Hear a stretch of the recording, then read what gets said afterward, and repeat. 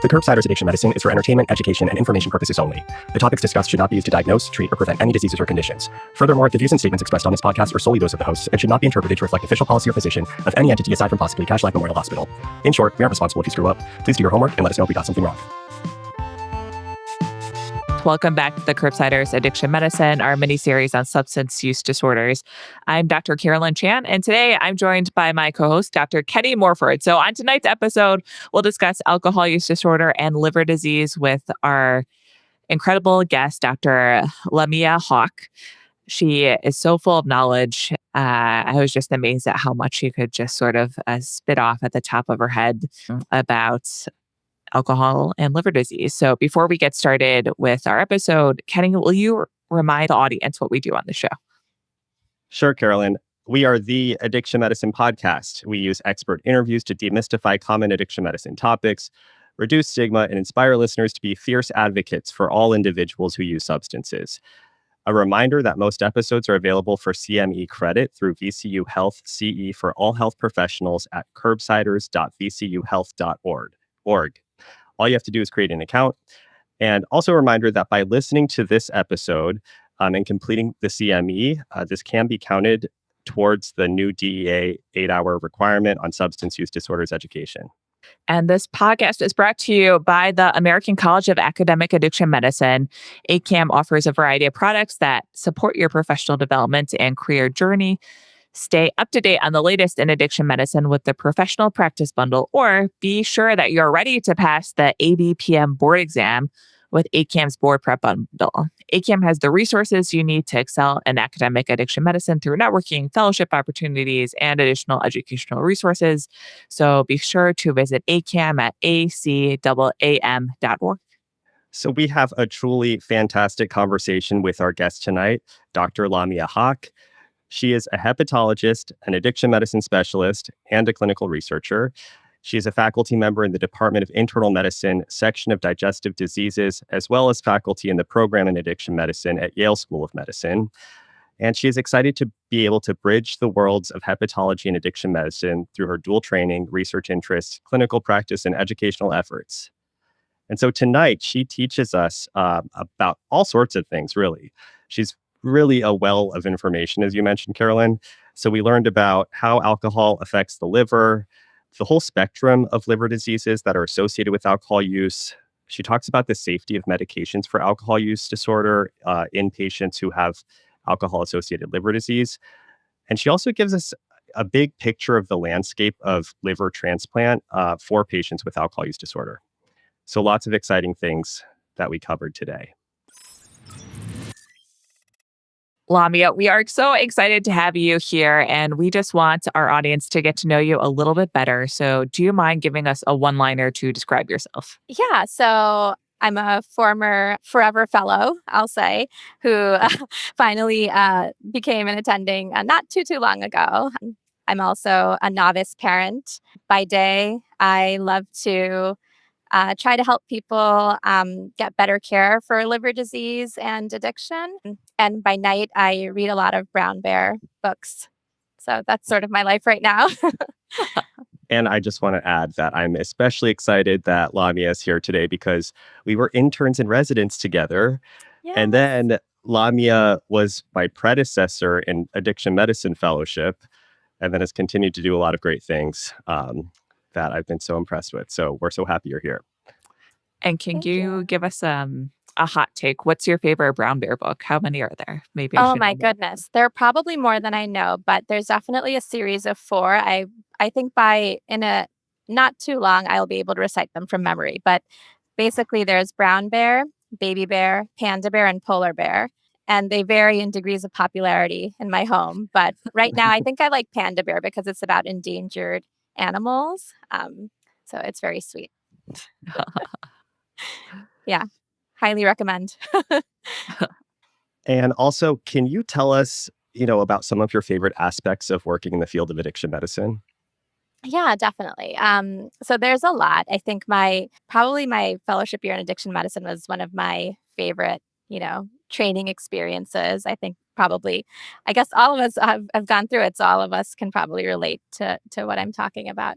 I love that it's a field that I think is really moving toward trying to be as kind of patient centered as possible. Like in general, I think that a lot of medicine can at times not kind of meet the patient where they are or not be as like friendly or kind to patients. And I think that, certainly all fields have a long way to come, but I think at least in the circles I've been privileged to be a part of in my training and my professional career and like you guys and everybody, I think that there's really some effort to try to change that and to try to be advocates for our patients. And so I think that that's definitely what resonates with me most. It reminds me of a huge part of fellowship. I felt like for me was just learning how to talk to patients better. I think that was such a huge part of like my training and as you said, kind of the field that we're in. Yeah, I learned so much from my patients. They've taught me so much, especially in addiction medicine, and I think that we're really able to kind of make a big difference in the quality of life for people. And I think even just in the course of a medical encounter, there's so much kind of negativity that people experience, and I think that if we're able to kind of counter that and be like a supportive space, that could really make a big difference in sort of indirect ways too. And to teach us more about helping to create this space for our patients, Kenny, do you want to kick us off with a case from Cashlock Memorial? Happy to. Let's do it. Okay, so our case is Miss C. She is a 46-year-old woman with a past medical history of severe alcohol use disorder, alcohol-related cirrhosis, decompensated by ascites, and depression. And she's coming to your clinic after she was admitted for alcohol withdrawal and worsening ascites. She has a long history of heavy alcohol use starting at age 18, and she says that her drinking really escalated during the COVID-19 pandemic. So prior to this current hospitalization, she was drinking a bottle of wine and several shots of vodka per night.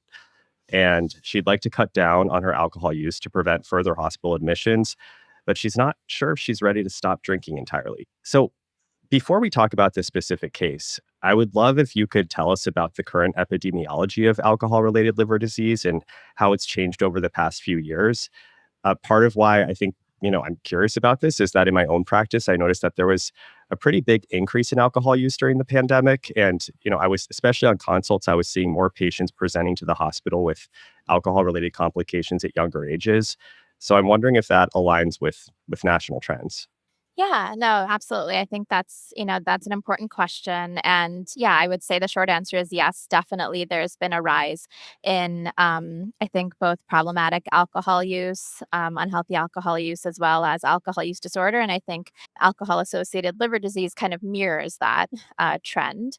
There have been studies that have looked at listings for liver transplantation for alcohol associated liver disease, both acute alcohol associated hepatitis as well as alcohol associated cirrhosis. And generally, listings as well as transplants have gone up for all those indications. More so in some sort of modeling studies, seems like more than would be expected by the trend that was previously in place, which actually was still one of increase. I think the pandemic just accelerated that a little bit more. So there's that piece. And I think in general, some of the epidemiological shifts that we've been seeing, I think probably more over the past 15 years and maybe have accelerated a little bit post pandemic have been the disproportionate effects on younger adults.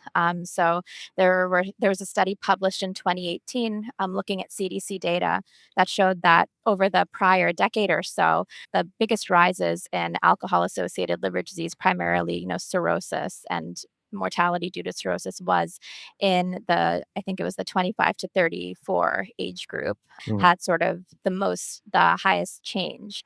It doesn't mean that's the group that has the highest prevalence, but it had like the highest degree of kind of increase in the rate. Similarly, similar trends were seen for women as well as for some minoritized populations, particularly in that study, Native American populations. And I think there have been several other epidemiological studies that have shown somewhat similar trends. I think in general, about half of the deaths from cirrhosis in the US are due to alcohol. And if you look at the CDC website, alcohol-associated liver disease is the main, aside from injury and sort of those types of complications, the main kind of cause of alcohol-induced death from organ damage, so to speak. So definitely a big burden. I think there are probably around 30,000 or so deaths from alcohol-associated liver disease in the past year or so. So definitely an important and growing problem, and I think one that's garnering more interest, thankfully, in the public health community. Well, so it sounds like there was already kind of a trend of increasing transplant listings as well as kind of younger people who were presenting with alcohol-related liver disease, and then it's just kind of gotten worse since the pandemic. Is that right? Yeah, I think so. I think the data is showing that, and I think anecdotally, many of us in hepatology are also seeing that. I remember even kind of in residency, from residency to fellowship, which is kind of the time that I think that these studies were done, seeing kind of a shift in the age groups. Like we see younger and younger patients who are being affected, and I think in general, also with severe alcohol associated hepatitis. And so I think that it's definitely something that's occurring kind of throughout the country. Yeah, and you just mentioned alcohol-associated hepatitis. I guess to step back a bit, can you just tell us how alcohol affects the liver? So alcohol is, metabolized by the liver, and so there are many direct effects there. I know you guys are probably already familiar with kind of the metabolism pathways, and I won't go into a ton of detail, but basically there's sort of the pathway that, creates acetaldehyde, is kind of the main pathway, and then there are sort of kind of multiple other pathways, and I think that, there's just direct toxicity from alcohol that occurs. There's also a variety of different ways in which alcohol causes acute and chronic liver injury, and much of that is felt to be due to immune mediated processes. So there are a lot of different kind of factors that can lead to that, and it seems that sort of activation of the immune system seems to kind of lead to inflammation, and that's sort of that very profound inflammatory response that you see in acute alcohol associated hepatitis. In addition, we see a lot of patients have infections are actually one of the main causes of morbidity and mortality in acute alcohol associated hepatitis, as well as, acute or chronic liver failure, cirrhosis. And so you see kind of an impairment in the actual immune functions as well of the liver. And so you have this kind of situation where there's a lot of inflammation because of some immune dysregulation that leads to this sort of SIRS like state, especially in the severe acute alcohol associated hepatitis. And you have on the flip side, sort of a not well performing immune system that leads to infections. So there's those pieces. And I think in general, there's kind of the pathway.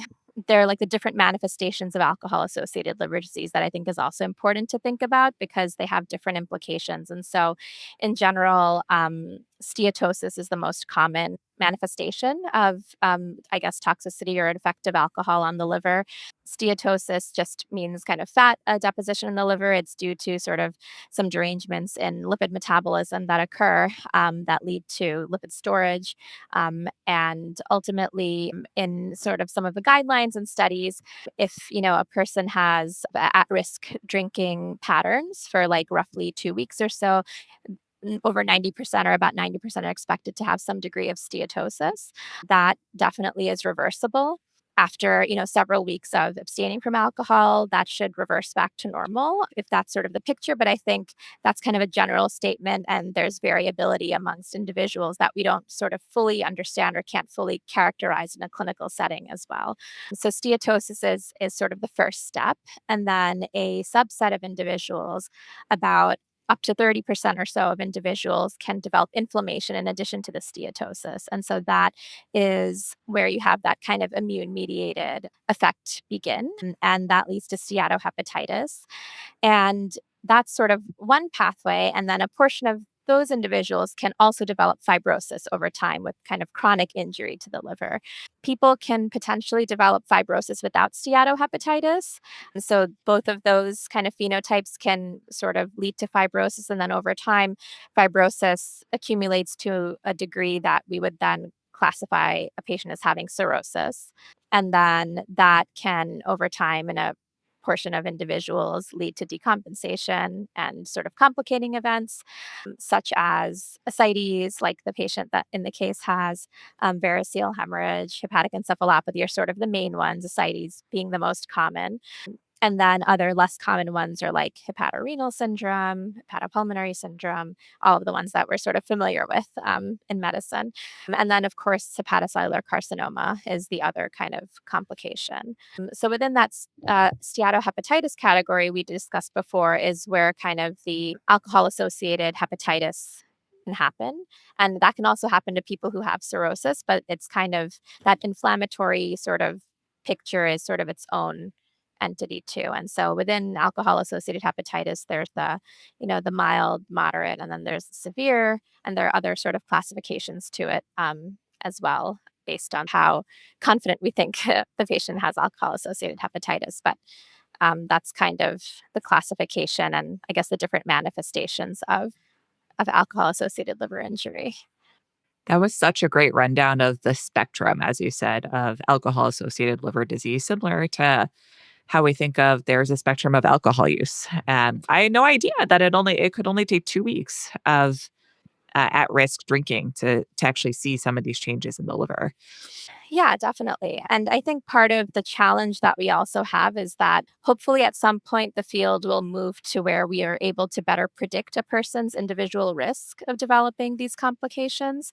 But I see patients all the time in my practice who are like, oh gosh, I drink the same amount as like so and so in my life, a friend, a family member, or much less than this other person, and like why is it that I have these complications and this other person doesn't? And I think that, there are definitely risk factors that should be taken into account when thinking about somebody's risk of developing these complications. And typically, of course, if somebody has like another additional liver disease, if they have like a metabolic component to their liver disease, if they have viral hepatitis or something else, that is additionally injuring the liver, they're at higher risk. In general, women are at higher risk of developing complications from alcohol at the same levels. As we know, that also is what's reflected in the guidelines for sort of at-risk drinking. And some of that is due to the way that alcohol is metabolized in women compared to men. But I think that, there are other factors that we just don't in clinical practice have good ways of measuring, like genetic variability and things like that. And so individuals can definitely have different presentations. And that's why only a subset in each kind of the categories that I mentioned in the progression progress to like the next category. So if you have your primary care hat on, and besides some of the risk factors you listed, such as cardiometabolic, sex, are there any others you think the primary care doc should sort of just be aware of to say, hey, this person may be a little bit more at risk and I should be thinking about following up more closely with this patient? Yeah, I think those are the main ones. I guess if a person has a family history of alcohol associated cirrhosis or of just liver disease in general, that's also somebody to kind of think about. Is that a proxy for maybe some of the sort of genetic factors that could be at play? And so I think that's kind of something to consider. There have been some studies about sort of patterns of drinking and whether there's any relation, potentially, binge drinking or sort of drinking every day. Those types of patterns might be associated with a little bit more of a risk of liver injury. But I think the main factor that we're seeing play a big role is just metabolic risk factors, just because of the prevalence in the population. So I think probably many people will kind of fall into that category of needing some kind of closer attention or monitoring. Um, And related to this kind of closer monitoring for certain patients who might have these risk factors, one question I have is when I'm caring for a patient with alcohol use disorder, maybe I'm seeing them for the first time in the hospital or in clinic, I don't necessarily jump to evaluating them for liver disease. I might get LFTs along with my other labs, but I'm not getting an ultrasound or kind of doing more specific diagnostic testing. Is that something we should be doing, or when should we be doing it? And maybe how should we be doing it? yeah, that's a great question. I'll say there's definitely not guidelines, to sort of advise, like, this is the population where, aside from just routine kind of clinical judgment, if somebody has jaundice or if somebody, has evidence of like decompensation or advanced liver disease on exam, then of course one would be inclined to kind of pursue that anyway. But I think as far as sort of universally applying this in the setting of alcohol use disorder, there's no guidance that I'm aware of that sort of provides an outline of how to approach it. But I think that there are some interesting studies and there's a lot of kind of discussion around this in the hepatology community. And there was recently an NIAAA conference about sort of thinking about early intervention. I guess a couple of things I'll talk about is there is a study that was published out of MGH. They basically looked at hospital-based interventions from a hepatology side. So there's like a hepatologist, I think, with a advanced practice provider who, as a team, basically go and visit patients who have alcohol use disorder, who are admitted for alcohol withdrawal or some other alcohol-related complication, who may not necessarily have a diagnosis of liver disease, and kind of do an evaluation, provide some counseling, offer like fibrosis testing, so likely in the form of a FibroScan or something else. And that's been pretty well received. They've identified a lot of patients who otherwise would not have been identified as having significant liver disease or, any degree of fibrosis, or may not have known. And I think that's something to think about in general, and like sort of what should be really done in like primary care or addiction treatment settings or hospital settings to be able to tackle this. Because I think in general in the field of chronic liver disease, we struggle with just a lot of people not knowing they have chronic liver disease. Most people don't have symptoms of liver disease until there's like jaundice or decompensation or some other sort of severe event where things are pretty progressed. Whereas perhaps if things were picked up earlier, there could have been, a change or some kind of intervention. And so I think there's a lot of discussion now around, what is the best way to address this, just to provide patients with more information on their liver disease, to catch things sooner. And also, I think there have been some studies, and at least there are some ongoing studies, and I think a few published out of the UK about providing patients with feedback around fibrosis testing and liver health as a way of structuring a brief intervention for alcohol. And so I think that there's also some kind of excitement around that, to maybe think of that as a way of providing a patient with a little bit more clear information, more concrete information about what's going on with their individual health.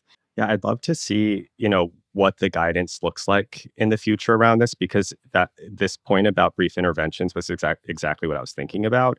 There's certain patients where we could say like, hey, drinking alcohol at the level that you're drinking can impact your liver, but it would be a very different thing to say, oh, we're noticing that you are having some injury to your liver, likely from the amount of alcohol you're drinking now, and that could be used for motivational interviewing to see, to lead to behavior change.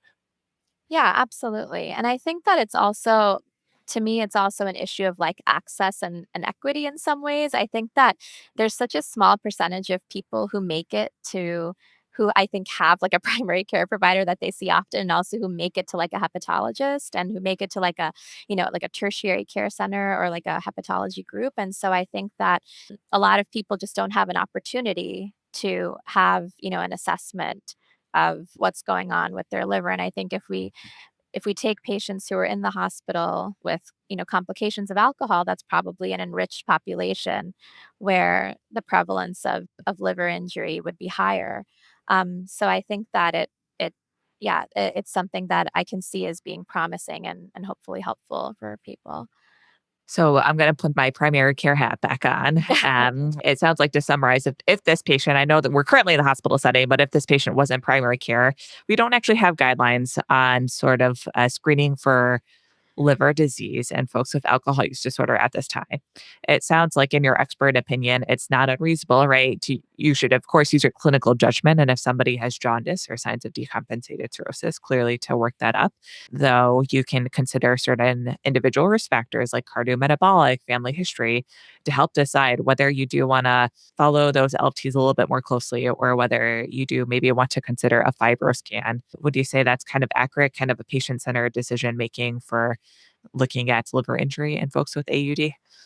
I think so. Like you're saying, there isn't great guidance here. And so I think my bias is to kind of look in most people we don't really know how to individualize risk very well. Like the risk factors that I delineated, they're definitely risk factors, but we don't know, like, okay, if you have one risk factor or two or three, like what is the actual absolute risk for that person in front of me? And so I can't say with certainty, okay, you probably won't get liver disease, or you won't have fibrosis, or you won't develop cirrhosis. We don't have, I think, the enough information to be able to say that to people yet. And so for me, I think at the very least my practice might be checking liver tests to see if there's any sort of abnormality.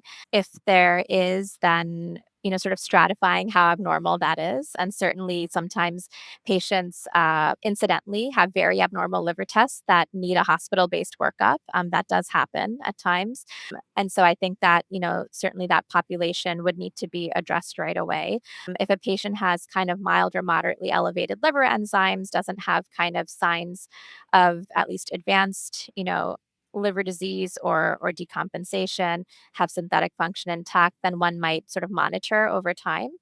I think that the other aspect to consider is that the literature historically has sort of defined certain grams cutoffs of like what would increase one's risk of having cirrhosis over time. And I think it's something like, if in men more than like 80 grams of alcohol per day, in women more than 20 grams of alcohol per day, which I always have to calculate what does that mean. So I think that's roughly like two-ish standard drinks per day in women, and maybe like around 4 to 5 standard drinks per day in men. There are other studies that say in general, like 30 grams of alcohol per day for men or women would be kind of a possible cutoff. There isn't any hard, and again, there's no guidance to say, okay, if your patient is drinking this much for this amount of time, then this is sort of the liver workup that they need. But I think that as the quantity and frequency is higher, especially sort of exceeding that lower risk drinking limit, or that at risk, NIAAA drinking guideline limit, then I think that would also be a population where I would think about looking for the other complications, like the medical complications, including, at least including liver disease. If we're seeing a patient with alcohol use disorder, abnormal liver function tests, maybe repeatedly, we've been monitoring it for a while, they're getting worse. Is the next test you would go for a fibroscan, or is there a role for getting, more like a normal right upper quadrant ultrasound, or what's kind of the next step you go for? Yeah, that's a great question. So I think a lot of patients do get an ultrasound, but primarily we're interested in fibrosis for the most part. Unless, if somebody has, like we were saying before, like very significant liver test abnormalities that raise concern for severe acute alcohol associated hepatitis, that's kind of a different pathway where a patient may need more urgent care. But I think that in general, if somebody has chronic abnormal liver tests or elevated liver tests, then the next step would be to assess for fibrosis. And so that can be done in a lot of different ways. At our center, I think the most common ways to do a fibroscan or transient elastography, to determine what the liver stiffness is and to give us a sense of whether a person has any element of fibrosis, and certainly with the goal being to determine whether they have cirrhosis, advanced fibrosis, or cirrhosis. There are, different cutoffs for the different etiologies of liver disease. And I think in the past, alcohol has kind of been challenging because there was a time where we would tell patients, okay, well, steatosis can falsely elevate the liver stiffness and make it seem like somebody has cirrhosis when they actually don't. And so maybe one should wait until they're not drinking anymore or drinking less or what have you, and then have that test checked. But I think practically speaking, that ends up being a barrier to care. And there's more, I think there have been some studies that have come out just kind of modifying the cutoffs a little bit, and still offering that test to patients. And so I definitely offer transient elastography to patients in whom I'm not sure whether they have cirrhosis or not, or in somebody who I might want to just check their liver stiffness to see if they have clinically significant portal hypertension or something like that. But I think there are other, on a population level, there are a lot of discussions about what would be the best strategy, because at least the way that most transient elastography is done, to my knowledge, is in hepatology, gastroenterology, or hepatology care settings. And so that in and of itself is a barrier, I think, for a lot of patients to make that subspecialist appointment and then make it there and wait to get there. And there might be limited availability. Or other sort of logistical barriers to be able to do that in a timely fashion. So there are, the blood-based non-invasive tests for fibrosis that are done because we have a transient elastography machine, a FibroScan machine in hepatology. We don't use those tests, at least in my practice. But I know that on a population level, a lot of those tests are used. And I remember using some of those tests at during addiction medicine fellowship with some of our patients, and they definitely have pretty good, sensitivity and specificity. And so I think some of the recent studies that have come out, I think one was a Danish study. They have like really great data and can look at sort of big population level trends, suggesting use of FIB4 is a kind of predictive model that I think a lot of people are familiar with. It is a score that uses liver enzymes, AST, ALT, as well as age and the platelet count to be able to predict whether somebody might have advanced fibrosis or not. But because of the parameters that I mentioned, those are affected by, alcohol at times. Like somebody could have acute inflammation raising their transaminases, or they might have thrombocytopenia just from, alcohol itself. So there are a variety of situations where it may not be as accurate, though there are some cutoffs that have still been reported in the literature that could be used. But getting back to this other study, this group sort of showed that if you use that as a first step and then also check a blood-based marker, they used something called the ELF test. Basically, it's a test that there are various sort of serum markers for fibrosis. Labs, it's kind of like a proprietary set of markers similar to like I think the FibroSure or the Fibro test. There are like a couple of them. And they basically use that as sort of like another test to kind of determine if a patient has a higher likelihood of having fibrosis, at which point then they would refer them to hepatology and do like the transient elastography. And so that is like one possible, I guess, strategy. But again, there's no guidelines. And so what I would say is, I guess, if, with an expert opinion or so, to monitor the liver test, to in people who don't have clinical signs to sort of clearly point you one way or another, use at least a predictive model like the FIB4. I think a lot of the serum markers are available, commercially, like with Quest and sort of other labs and things. And so you can check those as well.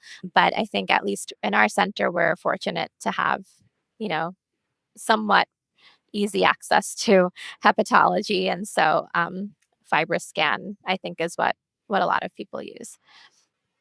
So, Lamia, I think you alluded to this a bit about, when someone has, abnormal liver function tests and then they have evidence of fibrosis, then we might want to refer to hepatology. But I would love to get some clarity from you and your guidance of when you think a primary care provider should refer a patient with alcohol use disorder to a hepatologist. Yeah, that's a great question. I think that, again, to my knowledge, there is not any hard and fast rule about this or sort of like guidelines as to what one should do. And I think so I'll say first from my own practice, I'm happy to, of course, see anybody. And I think that I get a range of referrals. I get referrals for like sort of mildly abnormal liver tests. I get referrals for people with decompensated cirrhosis and sort of everything in between. And that's like totally fine with me personally. I think that maybe from a public health standpoint, if we're thinking about like resources and access or whatever, I suppose the patients in most need of a hepatologist would be like the patients with decompensated liver disease. And I think part of that is because of the extra attention that they might need, the coordination with liver transplant teams that may need to occur in those settings. So that's a group that I think probably should universally be taken care of, or collaborated with a hepatology team. I think that ultimately it depends on, clinician comfort. And so if somebody feels like they need like patients with sort of abnormal liver tests, sometimes there's more to it than alcohol. And I think that's also a major point that I think I'd like for people to remember is patients with alcohol use disorder can have other forms of liver disease. It's not just alcohol associated liver disease. There could be other things going on. And so I think that just having sort of a full workup might be a good reason to send somebody. I think that in general, patients in whom advanced fibrosis is suspected would be somebody to send, like I said before. And so I think that, yeah, like just to kind of determine whether to sort of further stratify them. There's new data coming out, or there's sort of newer guidance that has been available to kind of help classify patients with cirrhosis further rather than the usual sort of, not cirrhosis, and decompensated, figuring out who might have clinically significant portal hypertension or have risk factors for sort of developing decompensation so that steps can be taken to prevent that, namely kind of, aggressively treating the underlying etiology, but also beta blockers in people who have clinically significant portal hypertension to prevent decompensation, mainly ascites. And so I think because of that changing landscape, having people who have cirrhosis also be who might have cirrhosis or at risk of having advanced fibrosis be sent to hepatology makes sense. But ultimately, and I think also in sort of that more severe category, I think anybody who has had severe acute alcohol associated hepatitis or has been hospitalized for that is also a good person to send, because a lot of those patients have, portal hypertension or sort of symptoms of portal hypertension, whether or not they have underlying cirrhosis, though many do. I think is helpful to kind of have that support too. But I guess the short answer is I personally am happy to see sort of the range, and part of that depends on sort of the referring clinician's comfort level. We need more Lamias. Yes. And I think let's just jump back to our case for a bit. So we actually chat with Miss C, and we actually learned that she has never tried a medication for alcohol use disorder. So currently, as a reminder, Miss C is in the hospital. It sounds like she has decompensated liver disease. She has ascites on exam. What options would you consider for treatment of somebody with liver disease and alcohol use disorder? Yeah, it's a great question and an important one. In all of these scenarios, I think because in the liver community, there's more and more, thankfully, more and more excitement about treating alcohol use disorder, because we realize that's our main treatment for alcohol associated liver disease is helping people with alcohol use disorder. And so this is an important point for, I think, sort of both hepatologists and non-hepatologists. And I think that in general, most options when it comes to medications for alcohol use disorder are on the table for most patients with alcohol associated liver disease. I think that the one option that I think actually I shy away from most is disulfiram. And the reason is because disulfiram has been associated with severe fulminant, life-threatening liver injury, actually. Many hepatologists I've met have had patients die from, not many, but have at least met a patient who's died from disulfiram induced liver injury, usually somebody with cirrhosis, somebody who already has sort of compromised liver. And so most hepatologists wouldn't prescribe that medication in anybody with cirrhosis, and definitely not somebody with decompensated cirrhosis. So I think, it's just always interesting for me because there's so much emphasis on naltrexone and like, what do we do about naltrexone in the liver? And I think people forget about disulfiram, though disulfiram admittedly is not used that commonly anyway. So that's one that I would definitely not use in this situation. Everything else is potentially on the table here, because I think that when it comes to naltrexone, the question of sort of hepatotoxicity comes up. And I think that there have been more and more, at least observational studies that have come out recently, including one, I think, in the past year by some of my colleagues that showed that the rate of drug-induced liver injury due to naltrexone is low to like maybe I think in that cohort, they didn't even have a case of drug-induced liver injury in like a large, electronic health record cohort due to naltrexone.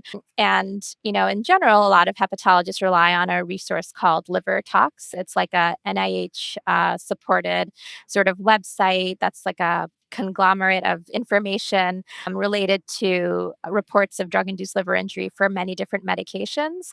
And if you look at the page on naltrexone, there's a lot of uncertainty about really were the elevations in liver enzymes that were seen in the studies related to naltrexone due to naltrexone, or were they due to something else? Were they due to the underlying liver disease that the participant in the study may have had?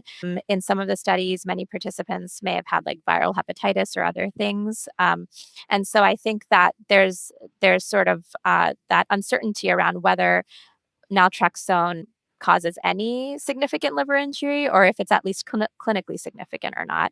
And there definitely haven't been any reports to my knowledge in liver tox or in general of fulminant liver injury like we see with disulfiram in people who've used naltrexone. So for those reasons, I think I've become pretty comfortable with offering naltrexone as an option. I think a lot of my patients, or a lot of patients that I see, have a lot of hesitancy around medications for alcohol use disorder and in general. I think especially when they're aware that they have some kind of chronic liver disease. And so patients may be a little risk averse to trying anything that might have some association with potentially causing changes in liver enzymes or hepatotoxicity. But I sort of mostly have a shared decision about that. And so I think that where the expert opinion, I guess, of most hepatologists have landed, I think, with regard to naltrexone, is that it's most likely safe in most individuals, especially compensated cirrhosis. So that'll be your child A. I think the FDA label talks about use in child B as well, for at least for IM naltrexone, without issue, and so I think that should be okay. And then in child C, I think that it's kind of a discussion regarding, the potential for liver test abnormalities or liver injury because it's hepatically metabolized and the levels may be higher. But ultimately, I think there's also the reassuring data from large observational studies that are showing that the likelihood of liver injury is very low and the benefits may well outweigh the risk. So that's sort of a discussion I might have in that way with somebody for whom other options may not be available. So this patient presumably may be in that B to C category. And so this is somebody who I might still offer naltrexone to. But as being the most studied medication, the one with like the best data and so forth, but with sort of the knowledge that it's an evolving landscape with the data. And then I think the other medications have the same kind of considerations that you would have in most other patients for acamprosate, because our patients do have AKI often. It's something that we do actually have to think about at times, either reducing the dose or stopping or not prescribing. For gabapentin and topiramate, it's really more of like if somebody has encephalopathy, then thinking about, whether it makes sense to add something that could have additional cognitive or sedative effects. But for me, it's not a hard no. It's just kind of thinking about what makes the most sense and whether there are alternatives. So that's really helpful. And just to kind of summarize quickly, so for the FDA approved medications for alcohol use disorder in patients with cirrhosis, disulfiram generally off the table, naltrexone probably safer than we used to think it was, on the table for the most part. And then acamprosate is our third FDA approved medication. Uh, can use it safely in liver disease, but we have to think about patients who have kidney injury where we might have to reduce dose or not use it. And then with the off-label meds like topiramate and gabapentin, we have to think about sedating effects, other things that the side effect profile that may or may not be beneficial for our patients. Yeah, exactly. That's sort of my approach to it. And I know baclofen had been like sort of a go-to in the liver community for some time. I think that that's changing because there's one randomized control trial specifically in patients with cirrhosis.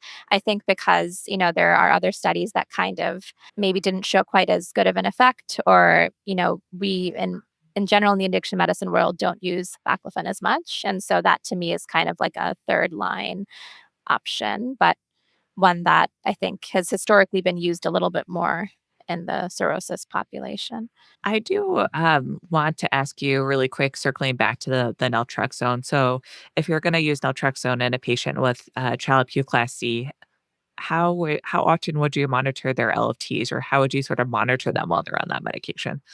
I suppose again, there's not any clear guidance on this, right? But I think in general, if one is worried about drug-induced liver injury, then one strategy might be to check to have liver tests at baseline and then to check liver tests in 1 month, after starting the medication, just to kind of see if there's any change. After that, I might if things are stable, then I may check their liver tests again at like roughly 3 months. And then in general, people with decompensated cirrhosis have labs at least every 3 to 6 months anyway to check their liver tests. And so I think that they would just be on their usual schedule for the most part, honestly, after that. I don't think having a baseline set of labs should not having that should stop us necessarily, or like a very recent set of labs should stop us necessarily from prescribing a medication that'll be likely beneficial. But it may help to navigate whether the naltrexone is the thing that's causing the problem if the liver tests increase in the future, or is there something else kind of going on? And from your perspective, any benefit between using the oral versus long-acting injectable naltrexone in individuals with liver disease? I think there's like the theoretical consideration of the IM naltrexone, not going through the first pass metabolism and potentially having less of a harmful effect on the liver if there is one at all. And so I think that that's one thing to consider. I don't know that there's like sufficient evidence to sort of make that, a rule. But I think ultimately, practically for me, it's really patient preference is what kind of drives the decision. People seem to have a very clear preference one way or another, whether they want a monthly injection or they rather take the pill. I think I've also just anecdotally had a handful of patients who felt like they've had some side effects to the oral naltrexone that are a little non-traditional. And I think that sometimes I may do like a trial of the oral before going to the IM version. I know that's not necessary, or I'm not recommending that anybody do that, but I think that that's something I've done at times to sort of ensure that to tease out with a patient whether the side effects or the symptoms they were having are side effects of the medication versus maybe were manifestations of something else before sort of going to a longer acting version. Well, so getting back to our case, it turns out that Miss C prefers to start IM naltrexone, and she does start it, and she cuts down her alcohol use to 2 drinks per day. So in this situation, what other treatments at this point, medications or psychosocial interventions would you consider in this patient? So I think that I would treat this patient like I would treat really many patients with alcohol use disorder. That I think the management wouldn't be too different, where I might assess whether it sounds like she's had some benefit with the naltrexone, that there's been a reduction in heavy drinking, which is great. From the liver perspective, there's no safe amount of alcohol in chronic liver disease in general, and especially in somebody with decompensated cirrhosis. And so I would kind of reassess her goals with that and get a sense of what her goals are. I think in hepatology, the approach has always been, stop drinking, stop drinking, stop drinking. And I think it's important for us to find good ways of providing clear evidence-based guidance and also meeting patients where they are and kind of supporting them with what makes sense for them. And I think that as a field, we haven't quite moved there yet. But I think that there's definitely those two things don't need to be kind of mutually exclusive. And so I think that, I would try to have just continue to provide support and see. And if it seems like she feels she would benefit from additional treatment, then of course, offering either considering changing to a different medication if she feels like truly her cravings have not gone away, or she would benefit from maybe trying something else. I might offer, like you were saying, the behavioral treatments at this point. And in general, I think up front I kind of offer patients both and suggest maybe trying a combination of both. I think most studies with medications also have some kind of counseling component. And so typically I think the two together probably makes the most sense, but I would try to optimize that piece. And kind of ultimately, I think as you know, we don't have great guidance to help us personalize treatment for alcohol use disorder yet. And so I think it really comes down to patient preference, what the best fit is, and in a way, kind of trial and error sometimes, aside from sort of thinking about someone's comorbidities and symptoms when picking a medication. And so I think I would sort of use that approach and then determine what from like the behavioral treatment bucket and what from the medication bucket makes the most sense. And of course, one can be more rigorous and look at the ASAM criteria and think about kind of where the person might fit in as far as the intensity of the behavioral treatment they could benefit from. But I think I sort of use a little bit more of a gestalt in my clinical practice. That's wonderful. I think that's a great summary to remember that there are all these other things we can do to like help support a person, and that we really need to individualize it. I think thinking about her case, I think she's in a scenario that can be really challenging, right? So we have a patient with alcohol use disorder with decompensated cirrhosis. Let's say she has continued to engage in care, and unfortunately, her liver function kind of continues to slowly worsen over time. Can you kind of give us a bird's eye view about when where you start to think about liver transplants for folks with cirrhosis? And what are the type of requirements that people may need for those individuals with alcohol use disorder? And how can they vary? Sorry, that was like four questions in one. So in liver transplantation, there's obviously like the medical indications for liver transplantation. And then there's sort of the eligibility criteria, so to speak. And so I think that this patient, in having decompensated cirrhosis, would already just on that basis qualify for a referral for liver transplant evaluation. Anybody with, hepatic decompensation is, for the most part, in a category where that should be at least considered. I think that in patients who have alcohol associated liver disease and alcohol use disorder with sort of recent alcohol use, I think that the challenge becomes whether they would be eligible for liver transplant. And most centers, I think, expect that a patient would abstain from alcohol completely. And so this comes to kind of the question of sort of eligibility and the different pathways for eligibility. So, alcohol associated liver disease is the number one indication for liver transplant now that there's less being done for hepatitis C. That plus, metabolic dysfunction associated steatotic liver disease, which used to be called non alcohol liver disease, new name. Those are the most common indications now. So there's definitely transplants being done, but typically most centers, if somebody has a diagnosis of alcohol associated cirrhosis or chronic liver disease due to alcohol, would expect, either that a patient is not drinking alcohol when they are referred for evaluation, or that, there are some centers that, not many, but a recent study did show that there's still a percentage of centers that have a 6-month rule where a patient needs to demonstrate that they've abstained from alcohol for 6 months. And some centers have more of like a case by case process where they may not require somebody wait 6 months if they are becoming medically more unstable or in more urgent need for a transplant.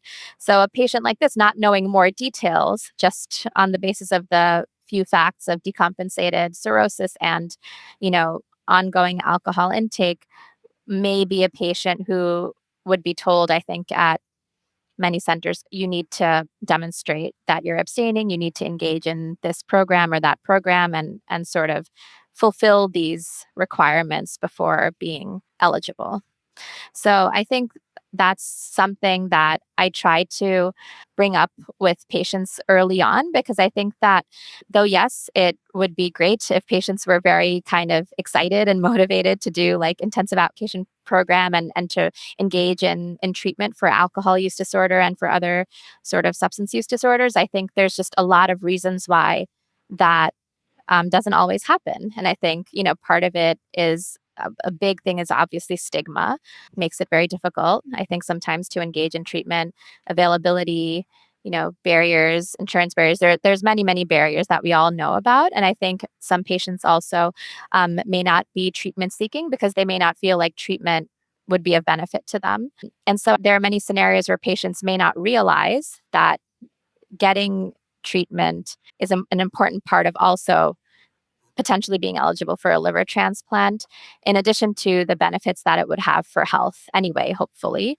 And I think that it's important, I think, to just make sure that people are aware of that. I guess along those lines, sort of thinking about some changes that have occurred over the past couple of decades. So there is a pathway for what's called early transplant for alcohol associated liver disease, primarily referring to severe acute alcohol associated hepatitis. So there was a study that was done, I think it was published in 2011 in the New England Journal out of France, that demonstrated that patients who presented with severe acute alcohol associated hepatitis to the hospital, who did not respond to usual medical care and would otherwise have a very high mortality if they were what they called, carefully selected by some criteria that they came up with, would had a very good survival after liver transplant and had a relatively low rate of return to alcohol use. This was like a pretty small study. I think it was just a few dozen patients. And so that is something that had been adopted there for some time now, but was much more recently considered in the US. So in the US, I think it's really just been the past maybe 5 to 7 years, a big shift towards starting to do these cases. And there was a study group called the Accelerate Consortium, or the Accelerate Study Group, a set of multiple sites, multiple transplant centers throughout the US that had basically a research protocol where they implemented something like this criteria from France and looked at what the outcomes were in like a US based population. And as expected, patients did pretty well, in the first year and in the first few years after liver transplantation. The group has subsequently gone on to do some studies on sort of among those who have had return to alcohol use, what have been the drinking trajectories. And overall, it's a minority that has returned to sort of what they called harmful drinking, or what would be kind of like a heavy drinking pattern. And there is a subset that has sort of recurrent cirrhosis and graft loss and sort of the very bad complications that we want to avoid. But it's a pretty small percentage of people that happens to. So with that, there had been kind of a push toward adopting some kind of a consensus to have this be somewhat more standardized from one center to another. Because I think even as of now, there's variability from one center to another as to who is considered and who is deemed eligible and all of that. So there was a consensus conference in Dallas that was held before the pandemic, so probably around like 2018, 2019. And that came out with sort of a set of criteria called like the Dallas criteria. So basically it mirrors what the Paris study did, which is in broad strokes, it's individuals for whom they're presenting with their first decompensating event, meaning a patient didn't have sort of other healthcare providers tell them that, you have liver disease, that, we advise, someone to stop drinking or to modify alcohol use in the setting of liver disease, that their clinical presentation was that they were more or less fine and then suddenly developed severe acute alcohol associated hepatitis and came to the hospital and then were very, very ill, and almost like it kind of took them by surprise. And then other additional criteria would be they have very strong social support. I think there's like at least one or two individuals who would be able to kind of provide support for them in the post-transplant period, which in general, that's actually a criteria for most transplant patients, is having a support person to help them after the process. And so this isn't unique, but I think they require like more than one. Not having kind of any other sort of active, uncontrolled psychiatric comorbidity or other kind of contraindication. There are a few other things. So that is a pathway for patients to receive transplantation if, they're at risk of high mortality imminently. But as you can imagine, it's a very sort of small group that applies to, at least the way the literature is now. I feel like that just demystified a lot of the process. I know there's a big team that often supports and evaluates these patients. So it's just helpful to hear.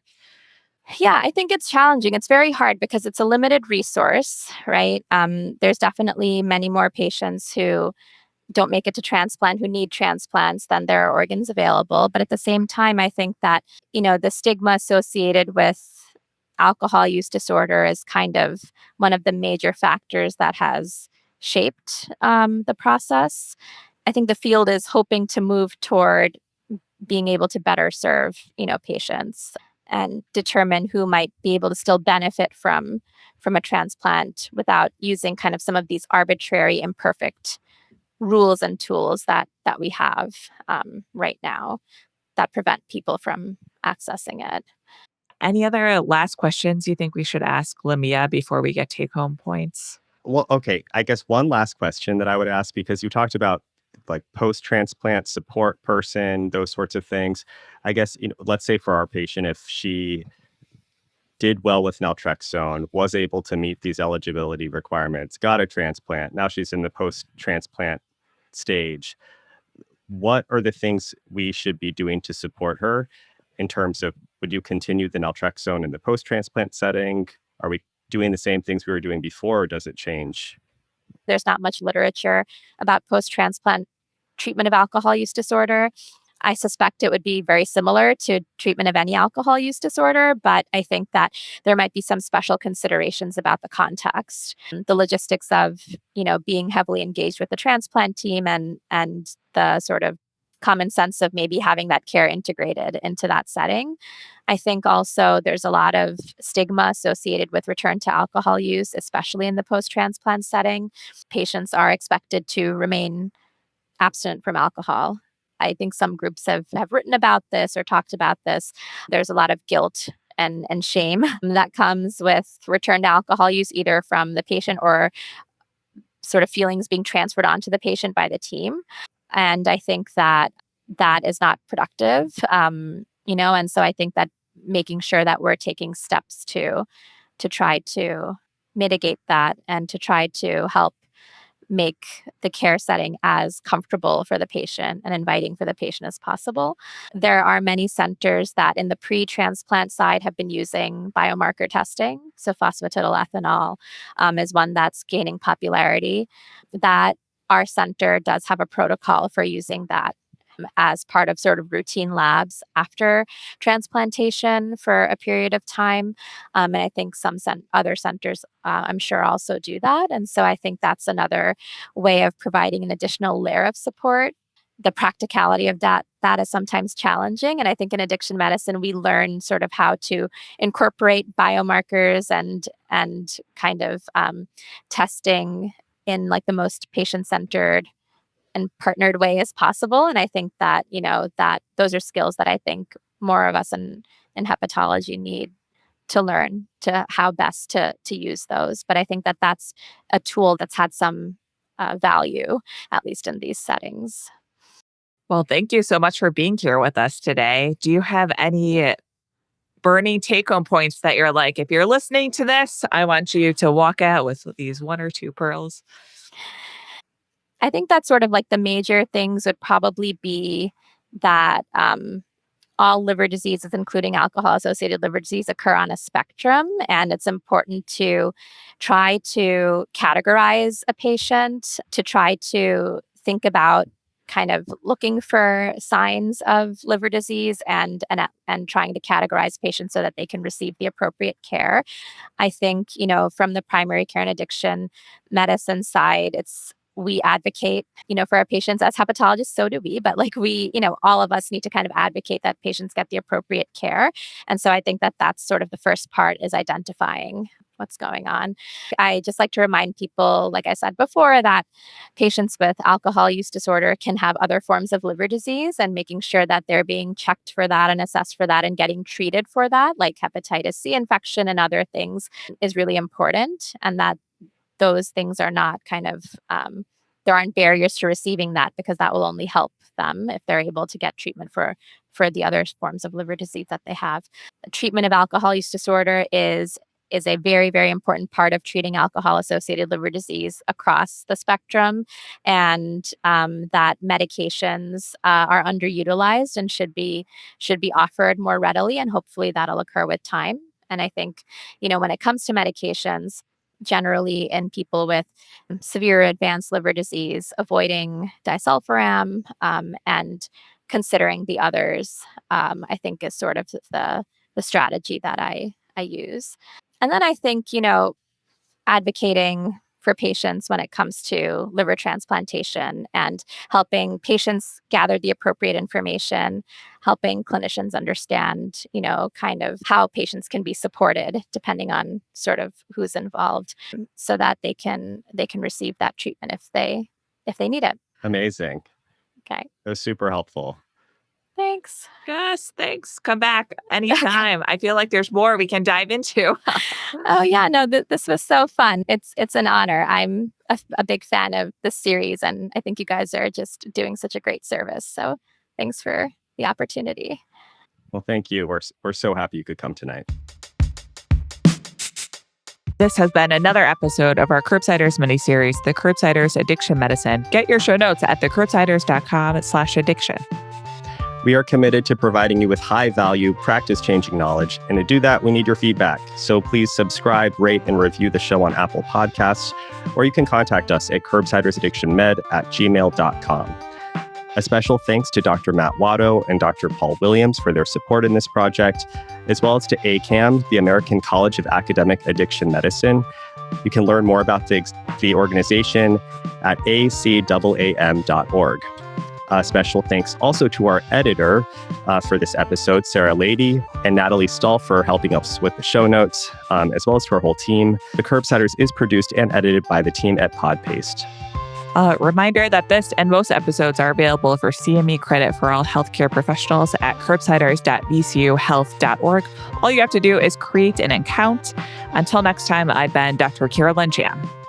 And I'm Dr. Kenny Morford. Thank you for joining us today and letting us bring you some addiction medicine pearls.